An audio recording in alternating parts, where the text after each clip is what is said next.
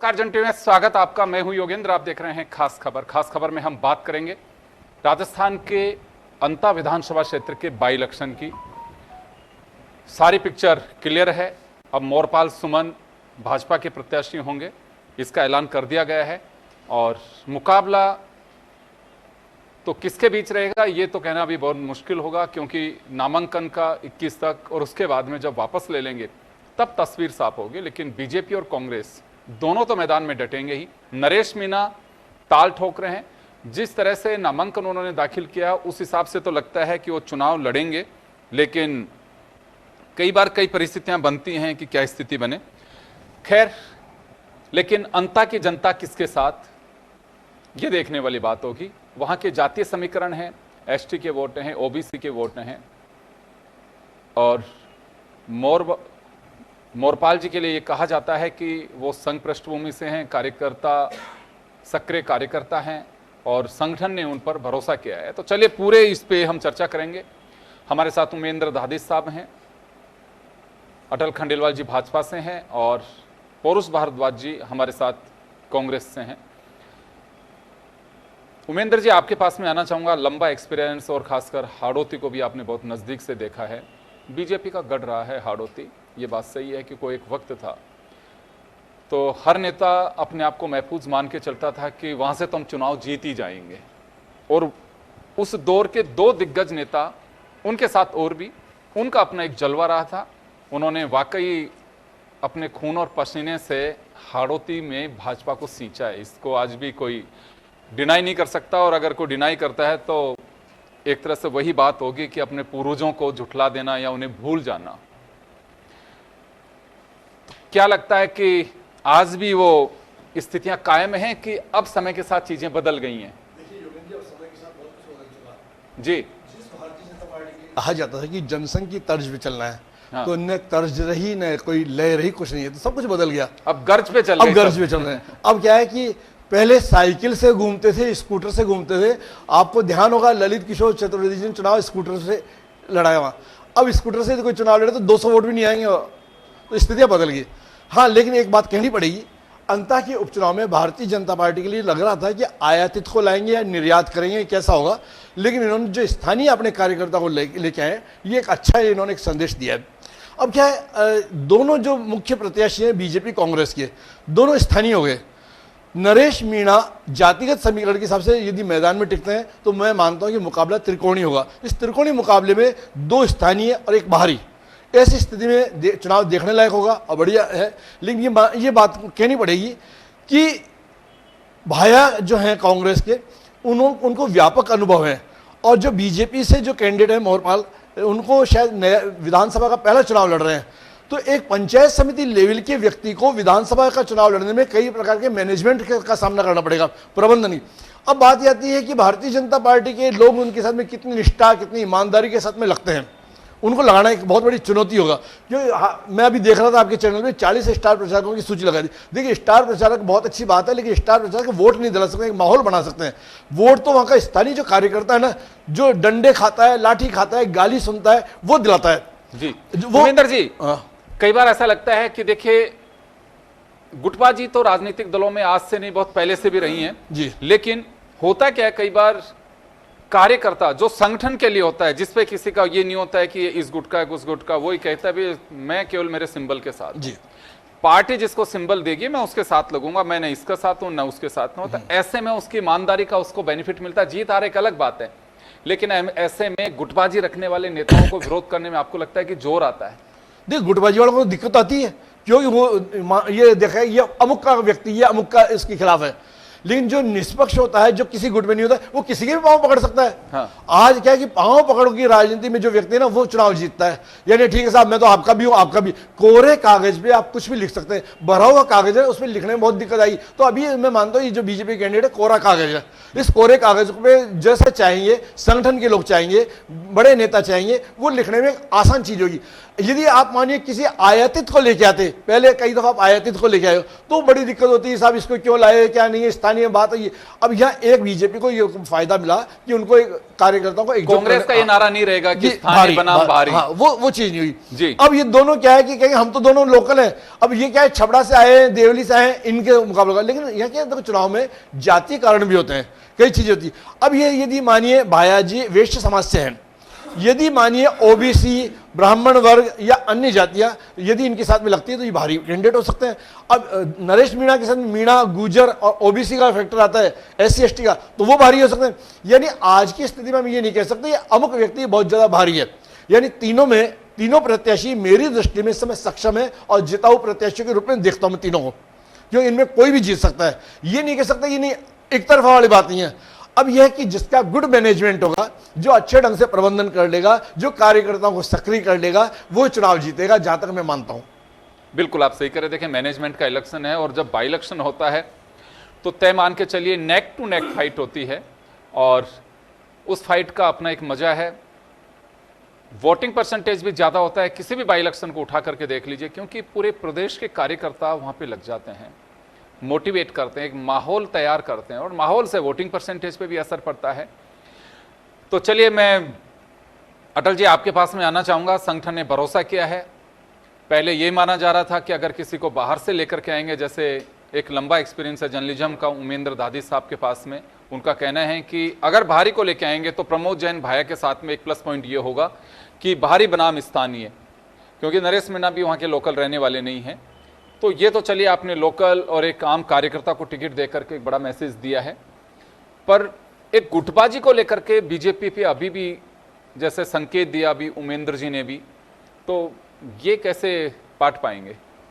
देखिए पहले तो मैं आपको बता दूं कि जो मोरपाल जी हैं वो बहुत स्थानीय कार्यकर्ता है, सरल है, सहज हैं, सेवाभावी हैं। ये इस तरीके का कार्यकर्ता ही चाहिए था संगठन को और यही कार्यकर्ता वहाँ पर जो आप देखते हैं कि भी लोगों के लिए ऐसा कार्यकर्ता, लोगों के लिए ऐसा ही जीतना चाहिए। आप और दोनों कैंडिडेट्स को देख लीजिए। प्रमोद जी भाया जी के लिए तो इन्हीं के विधायक साहब अब तो नहीं रहे, वो उन्होंने कहा बाया रे बाया खूब खाया, इस तरह के बड़े लोकप्रिय पोस्टर लगे थे। और प्रमोद भाया जी का अभी भी आप देखोगे तो करीब करीब काफ़ी FIR है, 19 अलग अलग मामले दर्ज हैं, अवैध खनन, नगर निगम में फर्जीवाड़ा, वित्तीय अपराध, ये सब हैं। और इसी के सापेक्ष में नरेश मीणा जी का देखें अपन तो उनके भी दर्जनों हत्या के प्रयास, SDM को थप्पड़ मारना, आर्म्स एक्ट, चोरी गबन, जुआ चलाना, गुंडागर्दी, 7 मामलों में गिरफ्तारी अभी बाकी है, 16 में मुकदमा चल रही। अब आप बताइए, अंता की जनता समझदार है, मैं ये मानता हूँ, और भारतीय जनता पार्टी का मजबूत संगठन है। तो रही आप ये ढूंढने की कोशिश कर रहे हो कि हमारी गुटबाजी, ये हमारे यहाँ पर किसी तरह की कोई गुटबाजी नहीं है। आपने हमारे जो अध्यक्ष हैं माननीय मदन जी भाई साहब, उनका भी स्टेटमेंट सुना, आपने वसुंधरा राजे साहब का भी स्टेटमेंट सुना। दोनों ने एक ही बात बोली कि हम कार्यकर्ता हैं और संसदीय बोर्ड जो चुनेगा सब मिलजुल करके चुनेंगे। सर्वे में जो नाम आएगा, जो व्यक्ति मजबूत दावेदार होगा, सरल होगा, सहज होगा, जनता के साथ सेवाभावी होगा, उसको टिकट मिलेगी। वैसा ही हुआ है जी। तो चलिए एक आम कार्यकर्ता को लेकर के भरोसा है भाजपा को कि सब एकजुट होंगे और साथ लगेंगे। तो क्योंकि यह जो सीट है वो भाजपा की सीट है, तो भाजपा के सामने एक चुनौती है कि अपनी सीट को बनाए रखना, क्योंकि सरकार भी नहीं की है और सीट भी नहीं की है।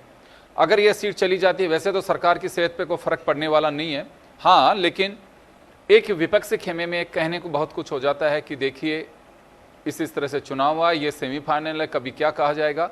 खैर ये रिजल्ट के वक्त की बात है। मैं पौरुष जी आपके पास में आना चाहूँगा।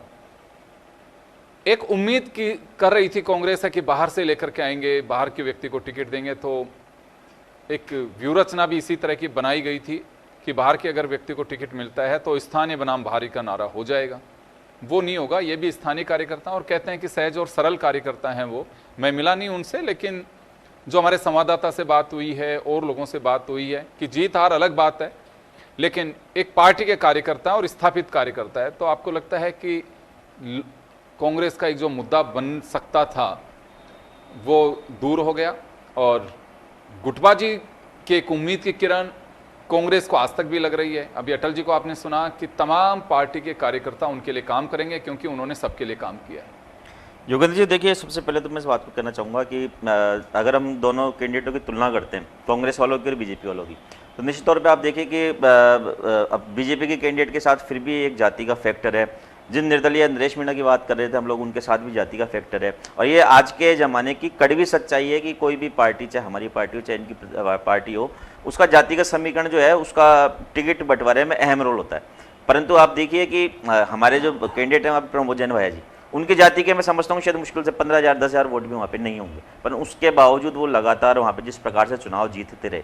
और आप देखिए उनकी जीत और उनकी हार दोनों साथ साथ चली है, एक बार में जीत एक बार में हार। परंतु हम तुलना करेंगे तो जब उनकी जीत होती है तो 25,000 30,000 34,000 से उनकी जीत होती है, और उनकी हार होती है तो कभी 3500 वोटों से होती है और कभी 5,500 वोटों से होती है, 4,000 वोटों से होती है। तो निश्चित तौर पर देखिए तकनीकी तौर पर वे भले हारते हैं, लेकिन जातिगत आधार नहीं होने के बावजूद वे लोकप्रिय हैं। ये जो है उनकी जीत का जो मार्जिन का बड़ा अंतर होता है वो उनको बता देता है। दूसरी बात देखिए, मैं आपसे इस बात को भी कहना चाहूंगा कि वो जो प्रमोद जैन भैया जी की वहाँ पे जो छवि है, वो छवि सिर्फ एक राजनेता की नहीं होकर के एक समाज सुधारक की है। भारतीय जनता पार्टी जिस सनातनी होने का ढोंग करती है और इस ढोंग के नाम पे पूरे देश में वोट मांगती है, वो काम तो वहाँ पे जो है आप भी जानते हैं कि प्रमोद जैन भैया जी वहाँ पे कई गौशालाएं चलाते हैं, कई गौशालाओं को अनुदान देते हैं, और जो जिस प्रकार की तमाम सामाजिक सेवाएं जो होती है। सुनिए, बीजेपी तो सनातन का ढोंग कर रही है और प्रमोद जैन भैया स्थापित सनातनी है, ये अंतर कैसे?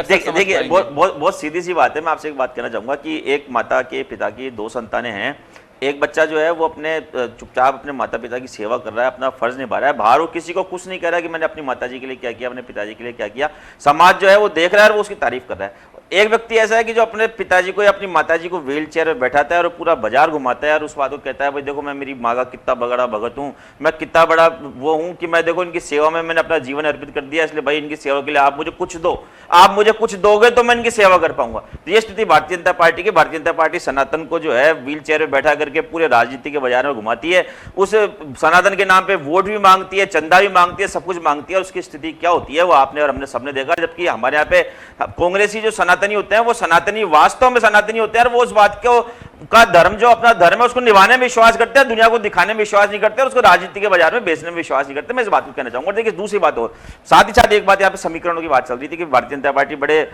आराम से ये तो खैर अटल जी तो बोल ही रहे थे, बाकी नेता बोल रहे हैं साहब हमारे में एकता है, हमारे में ये है, हमारे में वो है। मैं आपसे इस बात को कहना चाहूंगा अगर आप में एकता है तो आपने टिकट पहली बात सबसे पहले आगे बढ़कर डिक्लेयर क्यों नहीं कर दिया, नंबर 1 बात। और दूसरी बात मैं आपको योगेंद्र जी इस बात को बहुत स्पष्ट तरीके से बोलना चाह रहा हूँ, आपके स्थानीय संवाददाता से आप इस बात को पूछ सकते हैं। मैंने भी यहाँ पे आने से पहले हमारे जो लोकल वहाँ पे कांग्रेस कार्यकर्ता हैं उनसे जानकारियाँ ली है मैंने।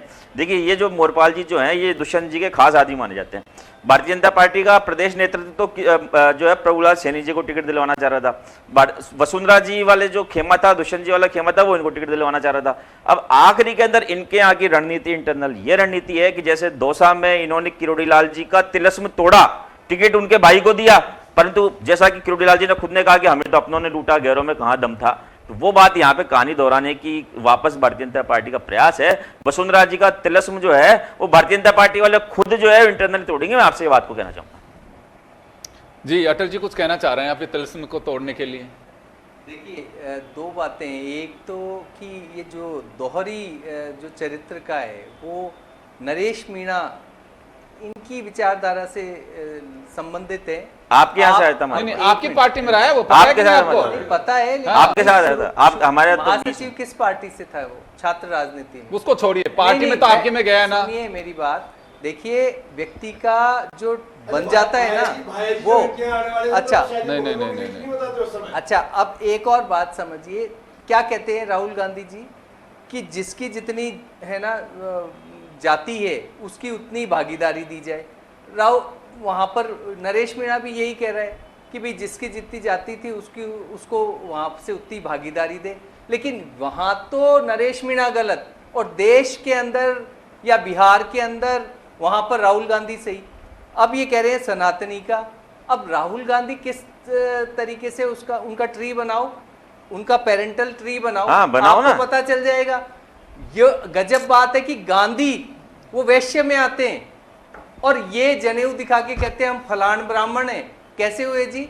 आप मुझे बता मुझे दो। मुझे तो मुझे लगता है ये भारतीय वो खानदान जनता है, पार्टी एक सेकंड फौरूजी, एक सेकंड अटल जी, है ना, अटल जी, ये वो अटल जी, बात अटल जी, करते अटल जी, जो अटल किसी जी, तरह अटल की जी, नहीं दिखती सर है। अगर अपन अंता पे बात करें, राहुल गांधी और गांधी से अगर है ना, अलग कुछ हो तो सनातनी- थोड़ा सा आ जाइए तो ये आप। सनातनी की हाँ, बात सनातनी की बात हो रही है, बात कर रहे हैं। सनातनी की बात हो रही है कहाँ है ना। आप? प्रमोजन गांधी परिवार चलाओ को जवाब तो प्रमोजन बताओ। भाया सनातनी, आप बता मैंने दो। बात कही ना, नहीं, मैं प्रमोजन तो भाया बताना तो आप सनातनी की बात वहाँ पे कर रहे हो गौशाला ना। चला रहे हैं ना, तो यहाँ प्रमोजन तो भाया मैंने गौशाला का मैंने अनुदान दे रहे हैं ना। ऊपर से लेकर के नहीं है मामला, ये तो केवल बात कर अरे रहे हैं। आप तो आपकी बात करो ना, आपके बात जाएगी, आपके बड़े नेता फोटो नहीं लगाते अपने घर वालों की। अटल जी अगर आपने सुनाओ तो मैंने तो इनसे भी पूछा था कि आपका कैंडिडेट तो सनातनी हो गया और सामने वाला नहीं हुआ, ये आप कैसे कह सकते हैं? मैंने तो पूछा था, आप कह रहे हो कि आप बताओ, मैं नहीं बताऊं, बताना तो नहीं, तो आपको। आप चले कैसे उमेंद्र जी, आप कुछ कह रहे हैं, उमेंद्र जी। न सनातन की बात आएगी न इसमें बात आएगी राजस्थान सरकार के विकास की बात आएगी, कांग्रेस कितनी एक्टिव रही इसकी बात आएगी, कांग्रेस की लड़ाई की बात कहां आनी से चाहिए। कहां जो गांधी परिवार से बाहर निकलो थोड़ा सा प्रदेश- कुछ मुद्दों के प्रदेश लिए। कांग्रेस के उसकी बात आनी चाहिए, अशोक गहलोत सचिन पायलट की बात होनी चाहिए, यहाँ होनी चाहिए भजन लाल जी के काम की बात होनी चाहिए। हम ये कहें कि कोर्ट में टाई जनेऊ पहनने की इनकी बातों का कोई सवाल नहीं है। यहाँ पे बात यह है कि आपने जो भजन लाल जी की सरकार ने जो विकास के काम किए उन पे मोहर भरोसा रखिए उसी पे ही। उन पे भरोसे की बात है। यदि ये होता है, देखिए अब हम ये कहें कि जाति के वोट हैं, क्षेत्र, यानी आप सरकार में होने के बाद भी जातीयता की बातें किए जाते हो, जाति के वोटों के आधार पर चुनाव जीतने की बात कहते हो, तो इसका मतलब आपका विकास का मुद्दा कोई गौण है। आप सुनिए, इस बात सुनिए, आप बोले जब मैं बिल्कुल नहीं बोला, मेरी बात को आप शांति सुनिए। आप सुनने का, आप सत्ता पक्ष में सुनने का मादा रखिए, आप बिल्कुल सुनने का मादा नहीं सत्ता पक्ष वालों में। आप बात तो सुनिए, मैं जो बात कर रहा हूं आपने भाया। अटल जी आ रहा हूं, आप बात सुनिए, आ रहा हूं। बात ये है सरकार के विकास की बात होनी चाहिए। आप ये कहिए ना कि हमारी सरकार ने ये विकास के काम किए, ये वोट का आधार होगा, ये होगा। यानी अब कांग्रेस को देखो, कांग्रेस को कटघरे में खड़ा करना बहुत ठीक है, ये होंगे, इनके पास कमियां होगी, इनकी लड़ाई ये जाने, लेकिन बात ये होनी चाहिए कि ये किसके आदमी है, क्या है, पंचायत समिति में इन्होंने क्या विकास के काम किए, इन्होंने क्या क्षेत्रवाद की बात की। यदि भाया जी आपके पास आने वाले थे, आप उनको टिकट देने वाले थे, जब तक तो आपने उनके मुकदमों की लिस्ट नहीं बताई। जब आप कहते बहुत अच्छे व्यक्ति, आप टिकट देने को तैयार थे उनको, आज आप उनके मुकदमों की बात लेके बैठे हो। बात ये है, ये जो भी है, भजन लाल जी की सरकार ने जो अच्छे काम किए उनकी बात कीजिए, आपकी पार्टी की यूनिटी की बात कीजिए, संगठन की बात कीजिए। ये कहिए कि यदि ये जीते तो क्षेत्र में विकास की बात होगी। रघुवीर सिंह जी कौशल को याद कीजिए आप, जिन्होंने क्षेत्र का विकास किया है। आप के गोयल को याद कीजिए, आप ललित किशोर चतुर्वेदी को याद कीजिए, कितने लोग हाड़ौती उनकी बात कीजिए। आप स्थानीय, आपने उन लोगों को देखा भी नहीं होगा। हाड़ौती का जब चुनाव हुआ था ना, आपको ध्यान है योगन जी, जब हिंडोली में उपचुनाव हुआ, अपनी गाड़ी, अपना डीजल, अपना भोजन, इस व्यवस्था से उपचुनाव को जीता गया। आज पैसे के दम पे चुनाव जीतना। मैंने सर शुरू में कहा कि मैं व्यक्तिगत रूप से उस समय जर्नलिज्म में नहीं था, लेकिन मेरी इच्छा थी कि हाड़ौती में जाकर के, तो मैं 97 में मैं जाकर के किसी सर्वे कंपनी के लिए काम किया था उस समय। तो मैंने पूछा वहां पे कि ऐसा क्या है कि यहाँ गढ़ नहीं टूट सकता। उसकी सबसे बड़ी वजह बताई उन्होंने कि विकास खूब किया साहब कांग्रेस ने यहाँ पे, ऐसा नहीं है, लेकिन कार्यकर्ता जो है वो कार्यकर्ता की अहमियत नेता समझता अपनी है गाड़ी, और अपने नेता की अहमियत कार्यकर्ता समझता है। साहब ये जो ऐसा एक वहां पे एक सामंजस्य बना हुआ है हाड़ौती के अंदर कार्यकर्ताओं को, उसको टूटना बहुत मुश्किल है। सब जाति के लोग वहां पे, हाड़ौती एक ऐसा था कि जिसमें एसटी के भी लोग, एससी के भी लोग, जनरल के लोग भी, क्यों बीजेपी पे जनरली बनिए ब्राह्मण राजपूतों का एक ठप्पा लगता था। लेकिन उस दौर के अंदर एसटी एससी के लोग भी हाड़ौती के बीजेपी को बहुत कास्ट करते, चाहे पूरे प्रदेश में करें नहीं करें। सांसद बने वहां से बीजेपी की जनसंघ के टाइम पे। तो अटल जी जो चिंता जाहिर कर रहे हैं उमेंद्र जी, ये कटघरे में नहीं खड़ा कर रहे हैं, वो इस वजह से कर रहे हैं कि आज भी बीजेपी। मेरी बात पूरी नहीं है योगन जी, मैं कह रहा हिंडोली का उपचुनाव का हमने देखा उदाहरण, ठीक है। बहरोड में उपचुनाव होता है, जब आपकी एकता कितनी थी, आपने कितना मैनेजमेंट किया। यदि उस समय बीजेपी के दो बड़े नेता एक साथ नहीं होते तो शायद आप बहरोड का उपचुनाव नहीं जीतते। आप ये जो कहते हैं ना कि हम में लड़ाई नहीं है, इनमें लड़ाइयां सब जगह है, सबके गिरबान में देख लो। सामने में होती है, तो वो कोई इश्यू नहीं। तो अटल जी हम आपसे गुजारिश करेंगे, आपके तो सरकार है सर, आपके तो सरकार, आपके बाद बताने के लिए बहुत कुछ है। एक बात बताओ कि घरों की लड़ाइयाँ क्या बाहर आती है क्या? अरे इनकी लड़ाइयाँ तो बाहर भी आती है, और हमने लड़ाई से क्या। और दूसरा आप कह रहे, ये कह गए इसको मोहरा बनाया जाता है। हमने तो हमारे जिला कांग्रेस कमेटी के अध्यक्ष चुनने के लिए हमने पूरी प्रक्रिया चला रखी है। हमारे यहाँ पे हमने तो राष्ट्रीय अध्यक्ष का चुनाव कराया, तब जाकर गया। आप अपनी जिले की गद्दारी कार्यकारिणी नहीं नंबर बना क्या पाए। था? आप जिस प्रदेश भाजपा के बोलो तो प्रवक्ता हैं, सही। उस प्रदेश भाजपा की जो कार्यकारिणी आप लोग कहा था। डिक्लेयर नहीं कर पाए। अब ये तो एक बता दीजिए राष्ट्रीय मुख्यमंत्री- अध्यक्ष कब बना रहे मुख्यमंत्री हैं, को राष्ट्रीय अध्यक्ष का शिक्षक चुनाव तो नमस्ते। बता दीजिए कब कराने के लिए जा रहे हैं, फिर प्रदेश की वही कार्यकारिणी कब तो मैं डिक्लेयर करने यही के लिए बोल जा रहा रहे हैं। हूं। चलिए प्रदेश छोड़ दीजिए, जयपुर शहर के आप और में रहने वाले जयपुर शहर की कार्यकारिणी बता अब दीजिए। इनका एक टेप रिकॉर्ड चालू हो गया। नहीं बताओ ना, टेप रिकॉर्ड तो आपका वो चालू तो हो गया था, आपने- टेप रिकॉर्ड तो आपने किया है। चालू किया था, टेप रिकॉर्ड आपने चालू किया था, मैंने लाउड स्पीकर चालू कर दिया, ऐसे कह सकते हैं आप। भाई अब देखिए रही एक बात- दूसरे का स्विच आप ही के हाथ में है। अब देखिए एक दूसरी बात, अब मैं बता देता हूं हम किस चीज को लेकर के अंता में लोगों से वोट मांगेंगे। हम 3 चीजें हैं जी। बिल्कुल स्पष्ट 3 ही चीजें हैं। पहली चीज, आप एक ऐसी छवि वाले व्यक्ति को वोट दीजिए जो बिल्कुल क्लियर छवि का हो, पहला चीज। दूसरा, हमारा बिल्कुल राष्ट्र प्रथम की जो भारतीय जनता पार्टी की विचारधारा है उस पे वोट दीजिए। तीसरा, भजनलाल एक सरकार, सेकंड सर, जवाब आप ही को देना है। भजनलाल जी सरकार, अभी राजस्थान के अंदर भजनलाल जी जो हमारे मुख्यमंत्री जी हैं उनके द्वारा किए गए कार्यों पर वोट दीजिए। और केंद्र द्वारा जो आवास और जो ऊर्जा के क्षेत्र में जो इंडस्ट्रियल क्षेत्र में कार्य हुए उस पर वोट दीजिए। जो ERCP का प्रोजेक्ट वहां पर जो हम लोगों ने आते ही उसमें कोई द्वंद्व नहीं रखा और उसको साइन किया, उस पे वोट दीजिए। और डबल इंजन की सरकार है, अंता की जनता ये फैसला लेती है, बीजेपी को वोट देती है, तो वहां पर विकास निश्चित रूप से होगा ही होगा। अगर आप करप्शन वाले लोगों को वोट देंगे तो आप वो क्या करेंगे? उन पे ऑलरेडी 19 केस है, किसी पे 16 है, बड़े गंभीर मामले हैं, वो वही करेंगे जो वो पहले करते आए हैं। अब आप जवाब दीजिए, बड़े उन्होंने लोकल मुद्दे पे फोकस किया है। ये मेरे लिए अपने लिए सौभाग्य की बात है कि भारतीय जनता पार्टी ने कुछ तो इस मामले में पहल की कि अपने बारे में कुछ बताया, वरना इनका पूरा समय चाहे टीवी डिबेटों में हो, चाहे वो संसद के अंदर हो, चाहे विधानसभा में हो, दूसरों को कोसने में निकल जाता है। अब मैं इनकी बात का जवाब देना चाहूंगा कि इन्होंने कहा कि जनता को ऐसे कैंडिडेट को वोट देना चाहिए जिसमें राष्ट्र प्रथम की भावना हो। इनका कहने का मतलब ये है कि भाई राष्ट्रभक्ति का चोला जो है वो तो इन्होंने तो ओढ़ रखा है, और दूसरे जो आ गए वो दूसरे देश से यहाँ पे आ गए। तो आप मुझे बताइए कि अगर दूसरे कैंडिडेटों के मन में राष्ट्र प्रथम की भावना नहीं है तो और ऐसे लोग फिर भारत के अंदर चुनाव लड़ रहे हैं, और आपकी केंद्र में सरकार है और आपकी स्टेट में सरकार है, और आप जो है देशद्रोहियों को चुनाव लड़ने दे रहे हैं। यह प्रश्नवाचक चिन्ह आपके ऊपर आता है। दूसरी बात, आपने करप्शन की बात करी है, जैसा कि दादी जी बोल रहे थे अभी, बोले कि आप जब अपनी पार्टी में किसी कांग्रेस को नेता को लेने को तैयार होते हो, जब तो आपको जो सारे दागों को धुलाने के लिए अपनी वॉशिंग मशीन भी तैयार कर लेते हो, वॉशिंग पाउडर भी तैयार कर लेते हो, और क्लीनिंग भी तैयार कर लेते हो, फिर आप इससे बोल रहे हो सुनो तो सही। अरे सुनो तो सही बात को, अरे सुनो तो सही। और आप सुनो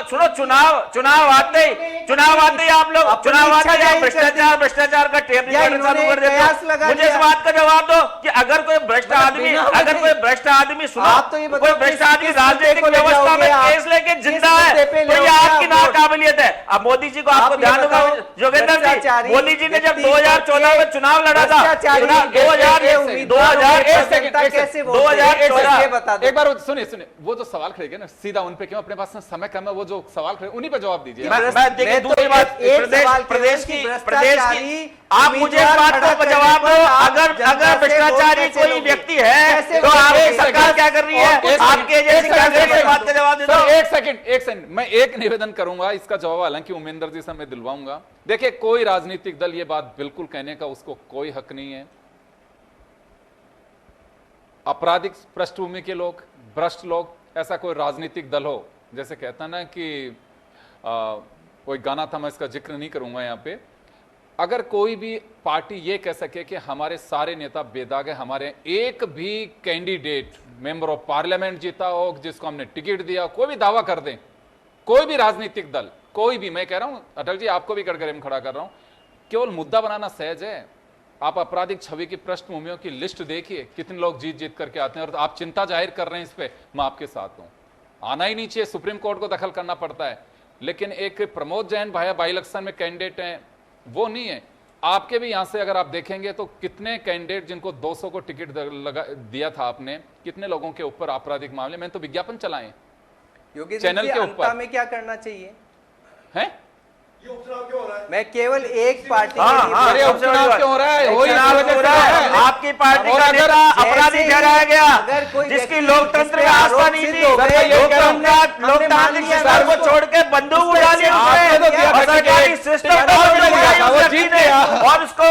आपने क्या दोष करना सिद्ध चाहिए? किया और आज आप अभी दूसरी क्या करना पार्टियों के चाहिए? जो है हर बार आरोपियों यही की बात चीज़ कर रहे हैं। एक सेकंड, उमेंद्र जी, नहीं, अभी क्या उमेंद्र करना जी, चाहिए उमेंद्र जी, आज की तारीख में? आज क्यों करना चाहिए? पहले भी करते लोग। बहुत अच्छे थे हमारे के विधायक जी, बहुत अच्छे थे, कंवरलाल जी बहुत बढ़िया थे, ये उपचुनाव हो क्यों रहा है? अरे फिर मुझे नहीं समझा अब लोग। उपेंद्र जी सुन लो यार, सुन, मेरा आप सवाल- में मेरा आप सवाल- मेरी चीज ही नहीं समझ रहे। मैं बोल रहा हूँ अब क्या करना मेरा चाहिए, सवाल है, अब क्या उपचुनाव करना चाहिए? यानी अब भी ऐसा ही सर, करे, मैं आपकी जनता हर बात बार से वैसा ही करे। आपकी बात से हर लाख बार टका वैसा ही करे सहमत क्या? हूं सर, मैं आपकी बात से कैसी सहमत हूं बातें कि कर रहे हो? कहीं से आपराधिक तो नैतिकता योगेश शुरू हो रही। आपराधिक पृष्ठभूमि के लोगों को रोकना चाहिए। मैं आपकी बात को सैल्यूट करता हूं और सहमत भी हूं। योगेंद्र जी, लेकिन छोटी- सर, छोटी- कोई भी हो, एक छोटा लेकिन सा पावर आवाज- चेंज कोई है भी कि हो, रोके ले अगर सकते हो। कोई एक गड़बड़ है, आपके दर्शकों तो के उसको लिए- बताना चाहिए आपके- और बोलना चाहिए, आपके दर्शकों और के लिए- जनता को भी सोचना चाहिए वोट देते वक्त। आपके दर्शकों के लिए एक बहुत रोचक आंकड़ा बताने के लिए जा रहा हूं मैं। एक एडीआर संस्था होती है जो कि भारत के लोकतंत्र के लिए काम करती है, जो जागरूक करती है नागरिकों को भी।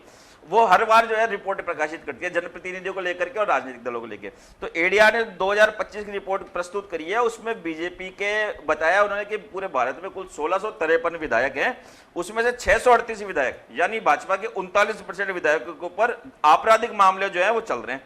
और उसमें से 436 विधायक ऐसे जिनमें हत्या का प्रयास, आपके भी होंगे सर, इसमें आंकड़े आपके भी जैसे होंगे। गंभीर कांग्रेस के भी होंगे। अरे भारतीय जनता पार्टी के हर पार्टी 240 उसमें। सांसदों में से चलिए। 94 सांसद दोषी हैं, कहीं दागी से है, तो शुरू गंभीर करो। अपराध के दोषी है। मतलब आप देखिए रिपीट, ये ऐसे ही स्थिति लोगों करते की है चले। और तो ये भी हो लोग गया और सुधार। ये लोग जो है अपराध की से मुक्ति की बात गजब करते है। हैं। और आपने सुनो 39% इनके मान लिए, तो 61% बचे जो कौन का आपके हैं क्या? 61% हमारे नहीं साहब, देश में बहुत सारी राजनीतिक पार्टी है देश में। हमारे हमारे आंकड़े- देखिए, मैं कहूंगा आपराधिक और भ्रष्ट के लिए, भ्रष्ट कोई नेता हो, वो एक पार्टी को किसी को खड़े नहीं करना चाहिए। तो टिकट देते वक्त दागी हो या बागी, जिताऊ होना चाहिए। केवल एक एजेंडा होता है। लंबे लंबे भाषण देना बहुत अच्छी सी बात है और होनी भी चाहिए, लेकिन प्रैक्टिकल ये संभव नहीं हो पाता है। ये राजनीतिक दलों को ही तो तय करना है कि वास्तव में क्या सूचिता की राजनीति करनी है, ये तो दलों को तय करना है। ऐसे ऐसे आवारा और मवालियों को टिकट दे दिया जाता है, जिता के भी भेजते हैं लोग, जिन पे बिल्कुल कितने कितने मुकदमे। मैं आपकी चिंता से जाहिर हूं, मेरी भी चिंता है ये, और दर्शकों की भी चिंता होनी चाहिए। लेकिन सर, हम इस सिस्टम को सुधारें, बात सही है, कोशिश करनी चाहिए। लेकिन जो ऊपर बैठे हैं, जिनके सिग्नेचर चलते हैं सिंबल पर, वो समझे जब काम चले ये।